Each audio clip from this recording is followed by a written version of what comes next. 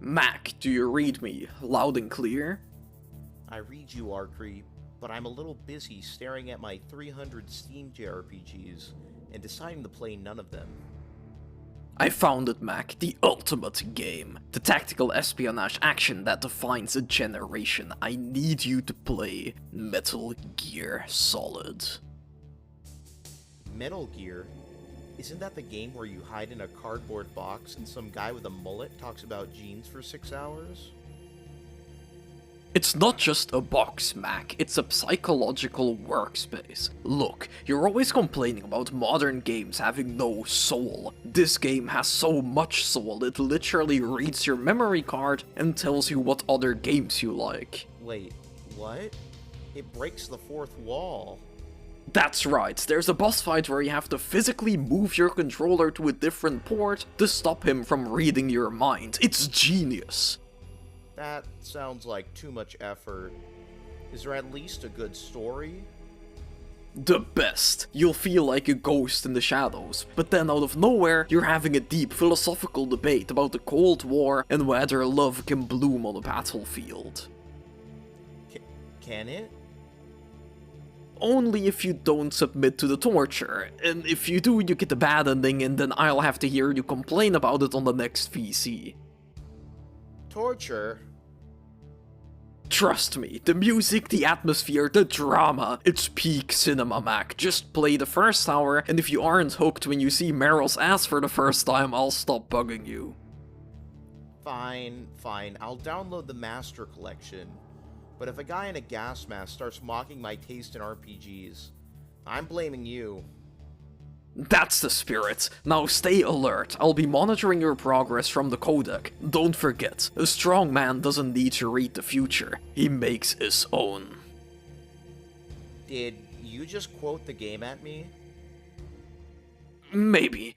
Arcree out. Shout out to Arcree for providing his voice for that intro and recommending Metal Gear Solid for Metal Gear March. Go show him some love. He definitely has some of the absolute best gaming content on like the entire platform. Now, I'm not going to explain what fucking Metal Gear is. I mean, you got Kojima, Konami, and the gamers coming in their pants. Or as I like to call it, the KKK. If you found your way to this video, you've heard about this game in some way, shape, or form. I mean, my feelings on it are a little mixed, I would say, compared to the general opinion. MGS is undoubtedly a great work of art and an unbelievable achievement for the time. Vagrant's story really impressed me when I played that last year, and it's clear that it took a lot of its cinematic nature from MGS. But what MGS does that makes it truly unique to most games on the PS1 is the voice acting. It was pretty rare in general for there to be consistent VA in PS1 games, but what's on display here is just stunning.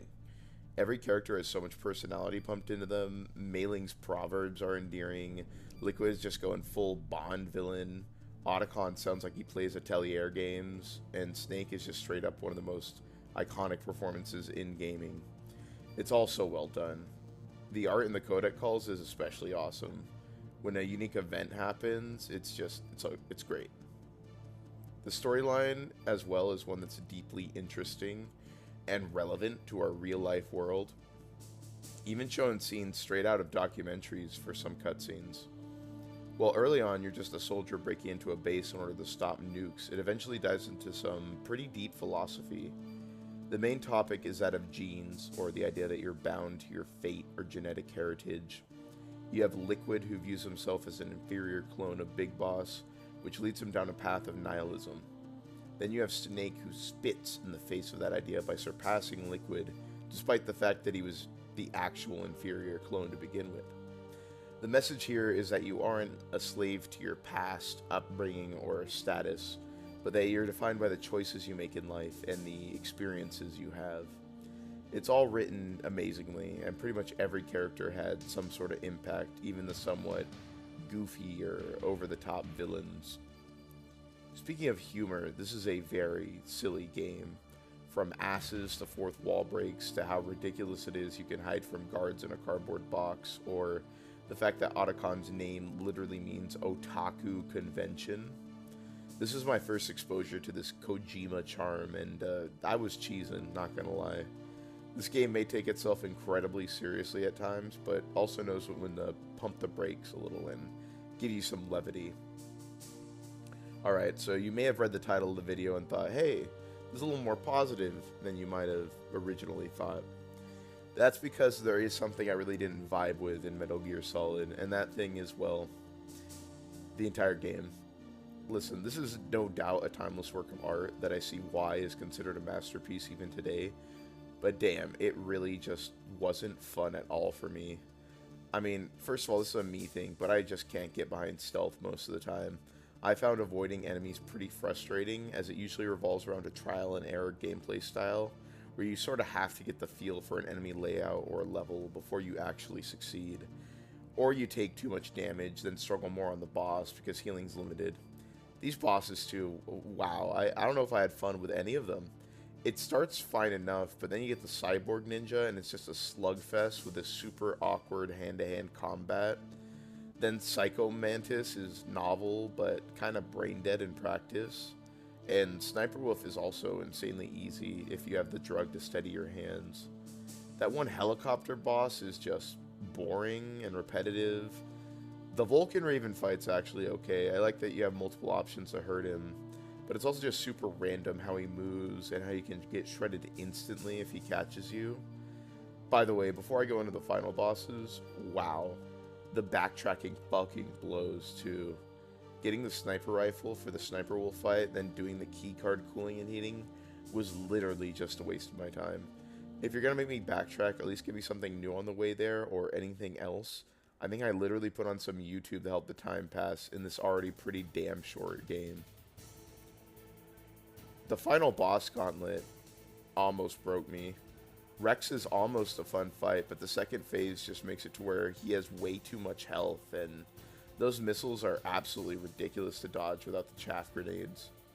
But then you have the fist fight on top of Metal Gear. I mean, if you played this game, you know this part's fucking ridiculous.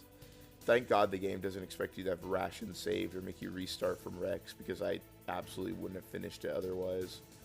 This is just a straight slugfest, but of course Liquid can take a million more hits than you, can quickly counter, and pulls out an extremely dangerous charge attack at mid-health. The charge attack is actually the key to victory, as anticipating it and getting out of the way, then sneaking a few hits in is one of the only safe ways of damage. Though even then you might get by something impossible to anticipate. Absolutely brutal, especially after an already brutal Metal Gear Rex fight. But are you done? No. No. Of course not. Then you have the car escape segment. This actually had me fully gamer raging, as it's not only difficult, but pretty much just straight up unfair. It's impossible to not take at least some damage, and even using advanced strategies to finish phases quickly, I would still lose because another part of the chase didn't go well. Honestly, this was probably the easiest part, as I did in less time than Rex or the fist fight, but damn, I was so fed up from these already that this felt like straight agony. Hardest boss was the torture minigame though. Fuck that shit. My arm actually hurt the next day at work from that nonsense. I ended up resorting to dark wizards on Reddit that told me by molesting my controller with a spoon, I could press the button quicker without destroying my fucking hand. This worked even though it felt like I was going to destroy my Switch doing that. Didn't really care though. The Switch one is basically a paperweight at this point. Everyone just got the new console so they could fuck Machope in Pocopia anyways. In short, I probably should have just played on easy. I don't know if it's one of those games where it, like, punishes you for that, or if I'd get any gamer license taken away, but Metal Gear Solid was a fantastic piece of art with some of the least fun gameplay I've ever experienced. Yes, it's good. Yes, I'll be playing more Kojima slap. Anyways, next month we get a game from the creator of Final Fantasy, Hironobu Sakaguchi. See you then for the last story. Wait, that's just another way to say Final Fantasy.